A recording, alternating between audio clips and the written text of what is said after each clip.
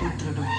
తను పుట్టినప్పుడు తన కోసం ఆ శివుడు తలపెట్టిన గమ్యం ఏమిటో నాకు తెలియలేదు.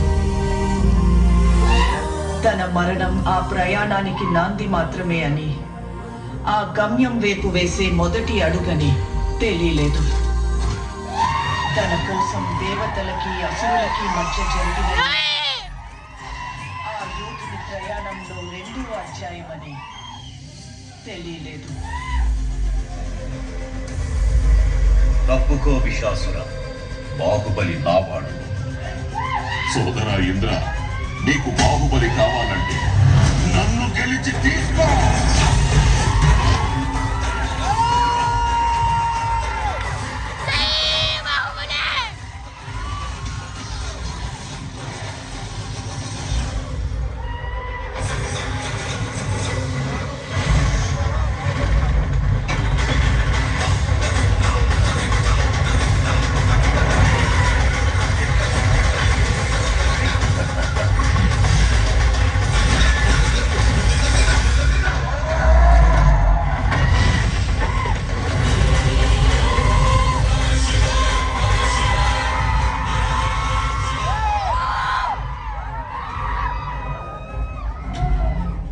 బాహుబలిని ఎవరు కాపాడతారు ఇప్పుడు?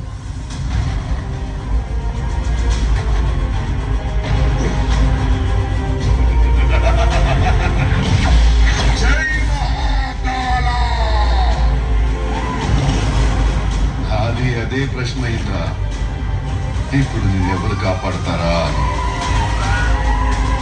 ఈ 14 లోకాల మనుగడ ఒకే ఒక మానవుడి చేతులు. ఆ శక్తి పేరే బాహుబలి.